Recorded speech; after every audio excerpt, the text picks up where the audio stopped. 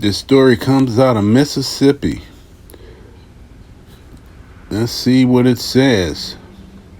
That was uncalled for. Mississippi assistant principal allegedly jumped into school fight and kicked 12-year-old girl. Outraged mom files charges. A Mississippi mother is pressing criminal charges against an assistant principal at her daughter's middle school after a video emerged allegedly showing the official manhandling the girl and kicking her. Shamika McIntyre of DeSoto County claims her 12-year-old daughter got in a fight with another student at Southaven Middle School on May 3rd when assistant principal Granger Brown allegedly jumped into the fray, grabbed the girl roughly, and kicked her. All they were concerned about was getting her suspended for the fight, but when this grown man put his foot on my daughter and snatching her, that's not cool, McIntyre told local station WMC Action News 5. Shamika McIntyre says she saw an assistant principal at Southaven Middle School in Southaven, Mississippi, kick her 12-year-old daughter in a video. Brown has since been suspended from duty, according to district officials who spoke with McIntyre. However, it wasn't clear if he was still receiving his salary amid fresh allegations of misconduct. Yeah, he's still receiving his salary. You know, that's not really a punishment to get suspended and to keep getting paid. That's like a paid vacation. And I think suspension is not enough for this assistant principal. This assistant principal needs to be fired and never work around children again. You know, 12-year-olds, those are little bitty kids, and he's jumping in and kicking on some little girl. What an asshole. Let's continue with the story.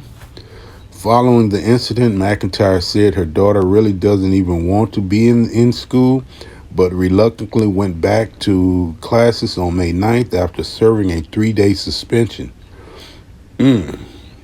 So she got suspended 3 days, and the principal got suspended a week with pay. Interesting.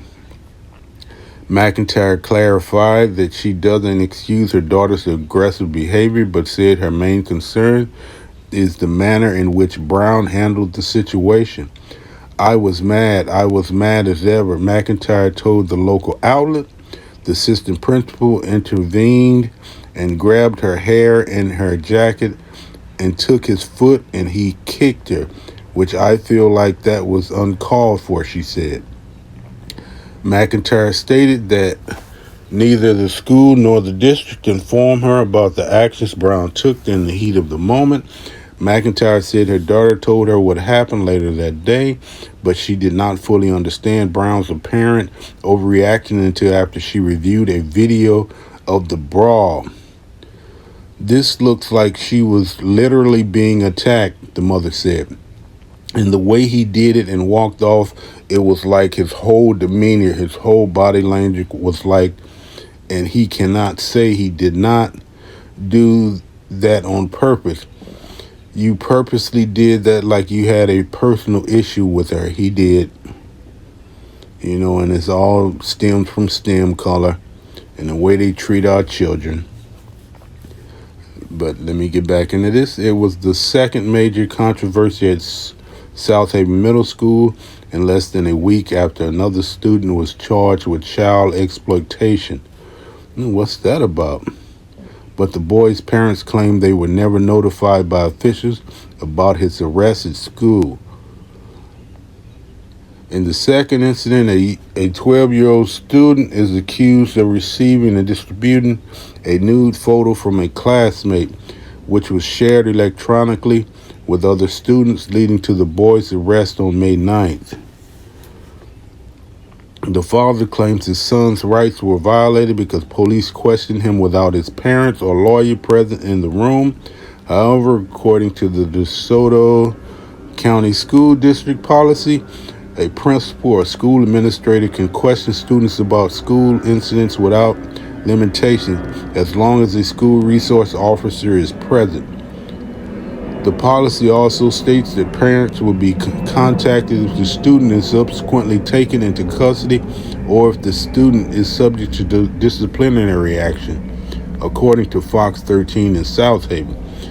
Legal experts said this case in particular was subject to the Mississippi Code for Youth Rights in Custody, which states that a child under arrest may immediately telephone a parent or guardian, but the statute is vague on when official police custody is established in a school setting.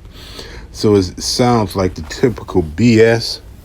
When the incidents like this happen, they all try to sweep it under the rug.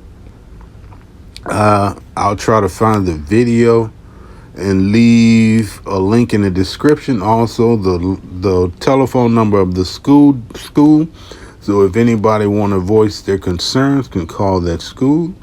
That really helps when everybody gets together and we start making phone calls.